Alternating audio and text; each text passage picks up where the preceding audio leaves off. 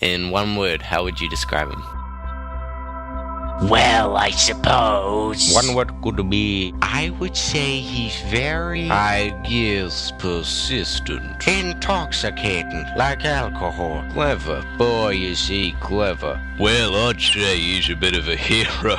Yeah, well, yeah.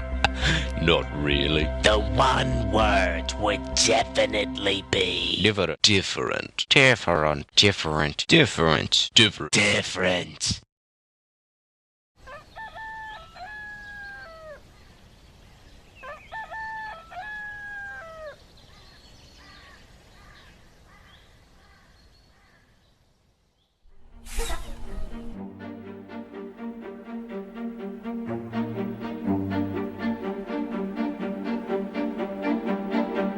Hey, service with a smile. I think that's not just the secret to good customer service, but to life in general. Obviously, I'm not Daisy. No, Daisy is the name of my deceased wife. Daisy was a wonderful lady, as pretty as a picture. Kind. She had a way with children like no one else. Unfortunately, Daisy fell victim to an addiction of alcohol and cigarettes. She later died, getting caught in an electric fan. The death of Daisy took a huge toll on Peter. As a caring neighbor, it was in my position to comfort him. I made sure he kept grief off his mind by showing him the time of his life. We did everything together. I even helped plan for the funeral. Obviously, dying the way she did, it took a lot of work to get her looking well for the funeral. I worked harder than SpongeBob on crack to get her looking exactly the way Peter remembered her. Down to every last detail had to be perfect, otherwise Peter would not be happy. And when Peter's not happy, I'm not happy because I don't get paid. Of course it was expensive, but Peter insisted that it had to be done. He was willing to do anything for his dear Daisy. He really loved her.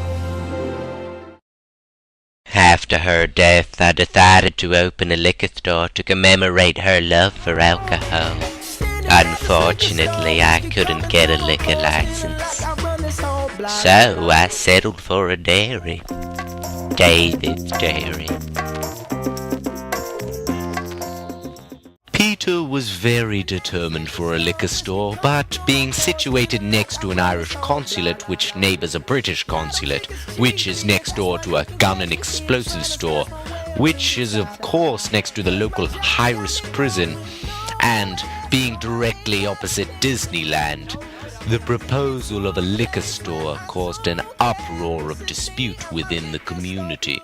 I, for one, was for the liquor store because what's better than booze? When I heard they was gonna put a liquor store all up in there, I was all like, hell no, hell no.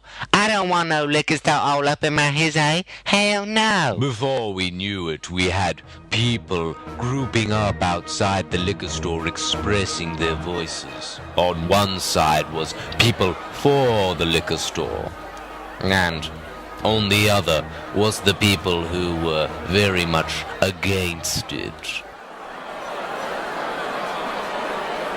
It finally got to the point where it was like, oh hell no, we not having this, so we gonna settle this out. When we finally decided to settle things, I was happy because it meant I could get the booze. The best place to settle the liquor store debacle was of course the place of Settle and Stuff, Our local town hall, named after Sir Sebastian Settle and Stuff.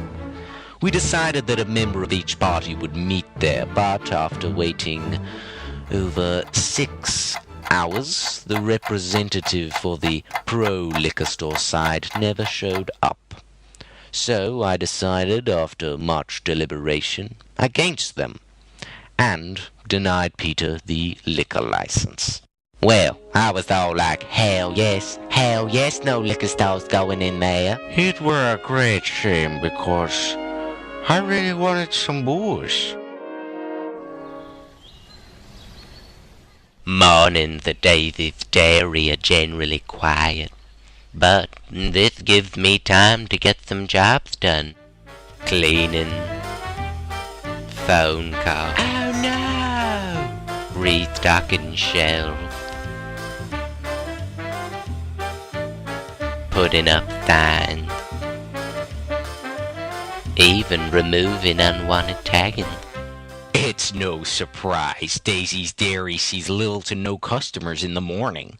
All you have to do is look at the statistics. Firstly, morning consumer spending is down a whopping 62%. This has been caused by a proportionally large increase in consumer laziness, which, when you split up into further divisions, has been clearly affected by an increase in consumer sleepiness and a decrease in waking up on timeness. Knowing Peter, he always manages to make use of his time, even when customers aren't coming in the door.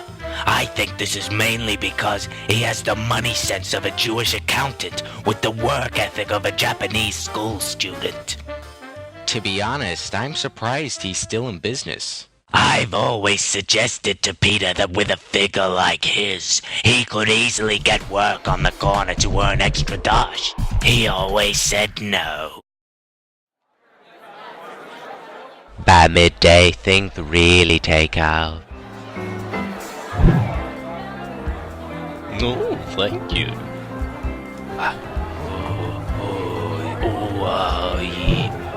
Gracias, senor. Oops. No, excuse me. Down the hallway to the left. Peter always knows what the customer wants.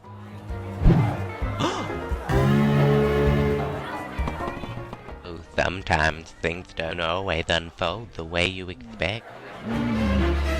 So you have to be ready.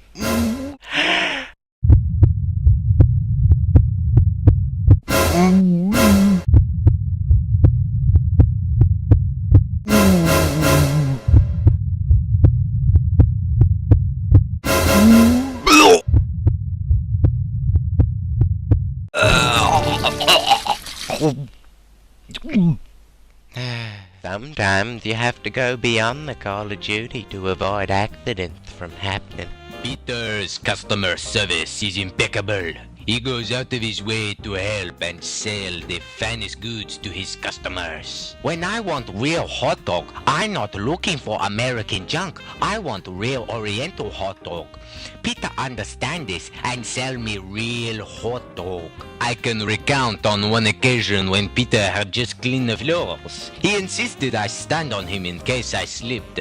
I told him don't be silly, but instead used him as a doormat to wipe my feet so I didn't mess up his floors. Peter is truly a customer service master. Nighttime can bring about many unwanted crooks and criminals. That's why it's always important to stay vigilant.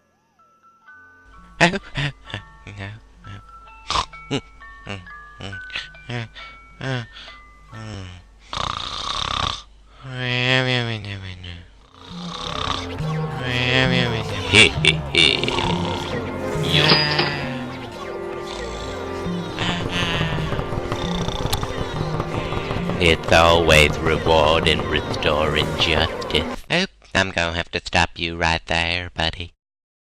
Every thief in this town knows you can't get past Peter. That's not to say nobody's tried, though. Yes, every criminal that's tried stealing from Peter has ended up behind bars, such as the burrito stealing bandit and Anita Steele, as well as the Hamburglar. Oh, and even Potts McGee. Peter's a force not to be reckoned with. Thanks to Peter, our town's a safer place.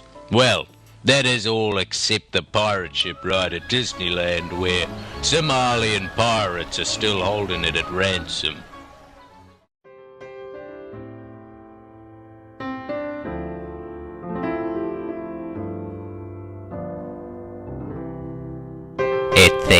no matter what this job throws at me, I am ready and willing to accept it. I guess it's just because I love this job, just like I love shortbread, and I love shortbread.